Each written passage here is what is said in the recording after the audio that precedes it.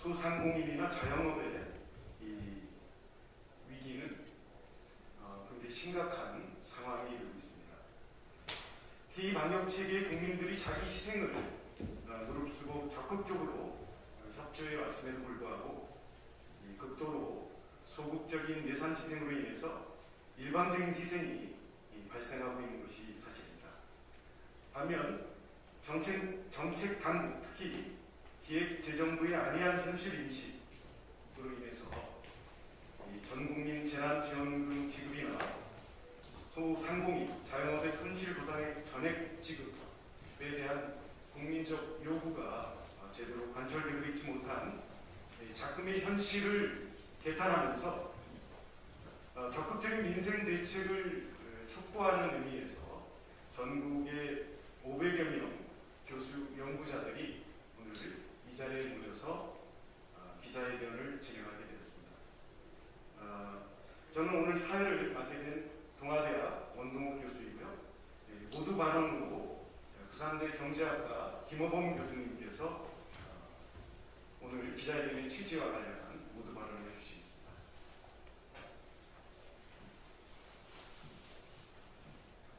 예, 안녕하십니까. 코로나19로 인한 팬데믹으로 세계 경제가 타격을 했고 우리나라 경제도 예외가 아닙니다. 특히 우리나라에서는 자영업자, 소상공인, 노동자를 비롯한 서민들이 큰 어려움, 경제 타격을 받고 있습니다.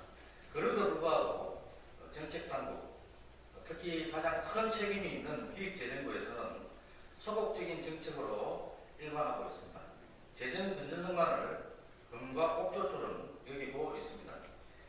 이 점에 대해서는 국회도 여야를 가리지 않고 마찬가지라고 생각을 합니다. 언제까지 서민, 자영업자들의 고통과 목소리를 외면할 것입니까? 정말 답답하고 안타까운 실정입니다. 정부의 현실이 너무 안해합니다. 그래서 우리 교수들은 정부와 국회가 나서서 보다 적극적이고 획기적으로 서민을 살릴 수 있는 민생 대책, 특히 전국민 재난지원금과 자영업자 손실액 전액 보상을 하루빨리 추진하고 이를 위한 추경 편성에 신속히 돌입할 것을 요구하는 바입니다. 코로나 국면에 대응해서 미국을 비롯한 선진국에서는 국가 예산 중 상당히 많은 부분을 투입하고 있습니다.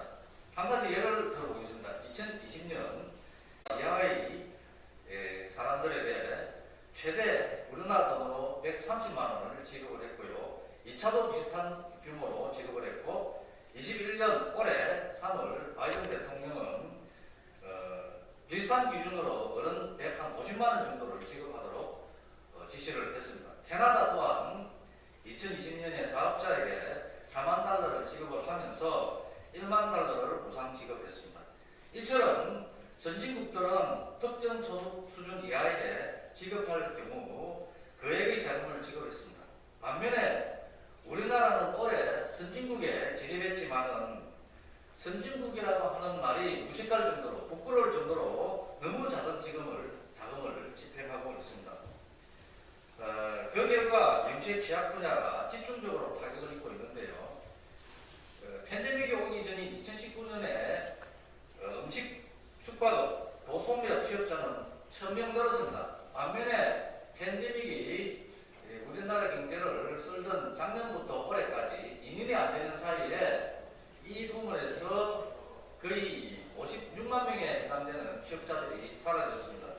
문제는 여기에 그치지 않고 있습니다. 더욱 심각한 것은 취업의 질이 떨어지고 있어서 생존의 기로에서 밀려난 분들이 운수 배달업이나 택배와 같은 이와 같은 비정규직으로 떨어져 나가고 있다고 하는 점입니다.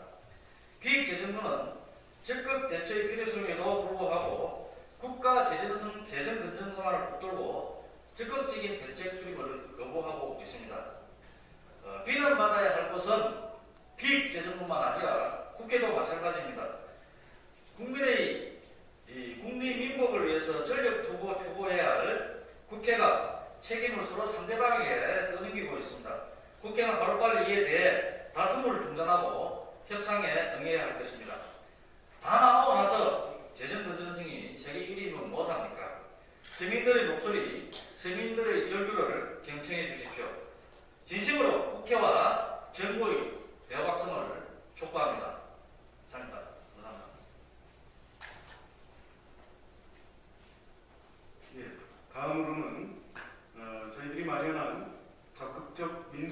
이것을 촉구하는 공동 성명서 낭독이 있겠습니다.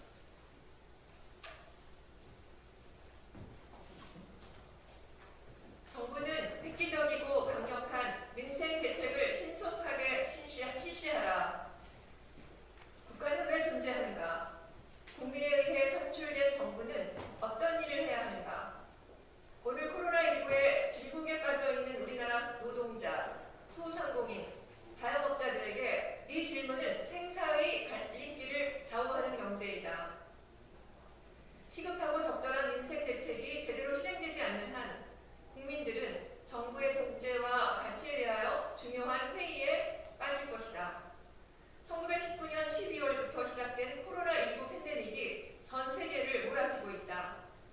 수많은 사상자가 속출 중이다.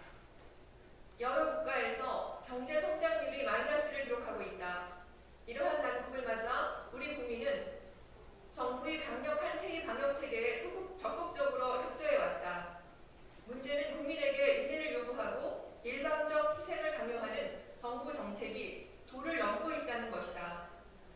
정책 당국의 안일한 현실 인식이 강력히 비판받아야 할 이유가 여기에 있다. 주요 국가들의 경우 적극적 정부 예산 지원을 통해 팬데믹 지원금을 마련하고 있다.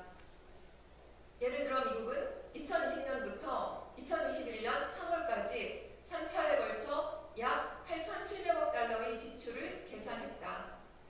캐나다는 2020년부터 개인 사업자에게 무상 1만 달러를 포함하여 4만 달러를 지급하고 있다. 독일의 경우는 2021년 코로나 대응에 따른 예산 5천억 유로 가운데 1,800억 유로를 국가 부채로 조달하기로 결정했다. 대한민국의 지난 2년은 어떠했는가? 일정 소득 수준 이하 계층에게 지극히 소액 자금만을 지원해왔다. 주요 국가들에서 국민 개별 건수당 적지 않은 무상 지원을 제공하는 것과 극히 대조적이다. 우리나라는 2020년 4월 말 전 국민 대상 제1차 긴급 재난지원금이 실행되었다. 이후 2021년 10월까지 5차 지급이 이루어졌지만 이는 소상공인, 자영업자, 서민 생계를 위한 대책으로는 턱없이 부족한 선별 지원이었다. 12월 17일 기획재정부 장관은 4조 3천억 원 규모의 방역지원금 및 손실보상 지원 확대 방안을 발표했다. 그러나 이 역시 소상공인이 그동안 받은 손실을 보상하기에는 조족지혈이다.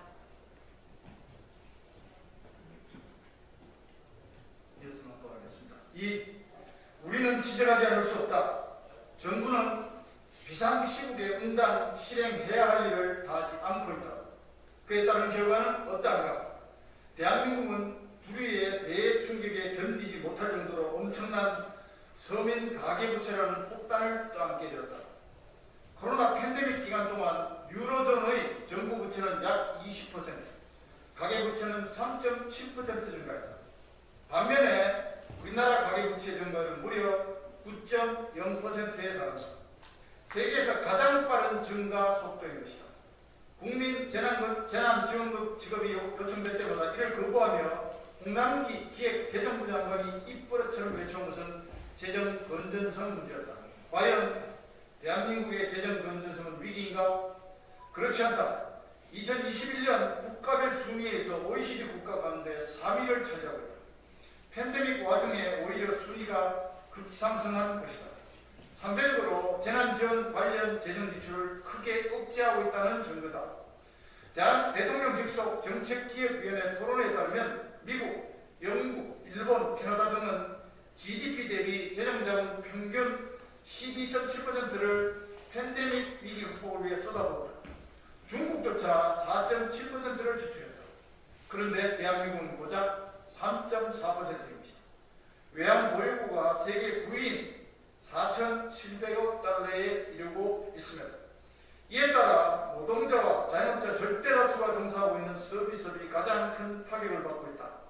우리나라 전체 취업자는 팬데믹 직전 2019년 말에서 2021년 11월까지 약 67만 명이 증가했다. 반면 제조업 취업자는 약 3만 명가량 줄어들고 도소매, 숙박, 음식점업 등 서비스업종 취업자는 무려 56만 명이 감소한 것으로 나타났다. 사업 규모가 영사면 영사할수록 가혹한 피해를 입고 있는 것이다. 실질적인 측면에서는 더욱 문제다. 취업의 질이 낮은 배달업 등 비정규직 운수업이 급속히 증가하고 있다. 이 모든 것이 팬데믹 시작 이후 2년째 못된 기간에 일어나고 있는 일이다. 취약계층 보호에 대하여 가장 큰 책임을 지고 있는 것이 기획재정부다.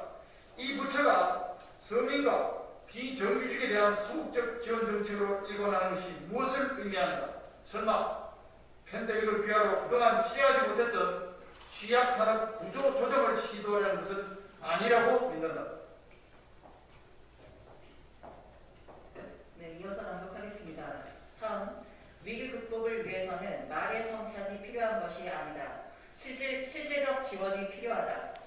더불어민주당의 이재명 대통령 후보는 13조 원 규모의 전국민 재난 지원금을 제안했다. 국민의힘 윤석열 후보는 대통령 당선을 전제로 50조 원 규모의 손실보상액 전액 지급을 약속했다. 하지만 이 같은 제안들은 기획 예산권을 장악하고 있는 기획재정부 장관의 강력한 반대에 부딪혀 물거품이 되고 있다. 여야의 강력한 요구에도 미동도 하지 않는 기획재정부는 대한민국에 소속되어 있지 않은 별도의 독립공화국인가? 생사 기로에 처한 서민 계층의 회생과 더불어 경제 성장률 제고를 위해 획기적 규모와 방식의 전국민 재난지원금과 손실보상액 지급이 지금 당장 시행되어야 한다. 코로나 변종인 오미크론이 폭발적으로 확산될 조짐을 보이고 있다. 현재 정부는 방역 강화 카드를 다시 한번 꺼내들고 있다. 이 조치가 현실화되면 서민 경제는 또 한 차례 타격이 불가피해질 것이다. 우리는 다시 한번 국가의 존재 이유를 묻지 않을 수 없다. 절망과 고통에 빠진 국민을 보호하지 못하는 정부가 도대체 왜 존재하는가? 서민이 무너지고 중산층이 무너지고 경제가 다 무너지고 난 다음 재정 건전성을 달성하면 그것이 무슨 소용인가? 이러한 엄중한 상황 인식에 따라 우리 교수 연구자들은 절치부심의 심정으로 정부와 국회에 대하여 다음과 같이 요구한다. 하나, 정책 당국은 재정 건전성만을 금과 억조로 여기지 말고 비상시에는 비상한 방법으로 대처하라. 재정 건전성은 국가 경제를 살리기 위한 하나의 수단이다. 수단과 목적을 혼돈하지 말고 종합적인 민생 대책을 조속히 수립하라.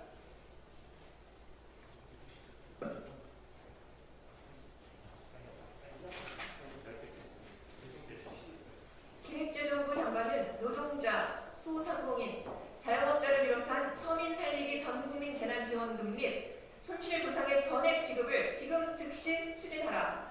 1. 국회는 고통받는 국민의 입장에 서야 한다. 기획재정부의 눈치를 보지 마라. 여야 각 정당은 팬데믹 대처에 있어서만은 정쟁을 멈추고 하나로 힘을 모으라. 그리하여 국민을 위해 국민을 살리는 정치 본연의 임무에 충실하라.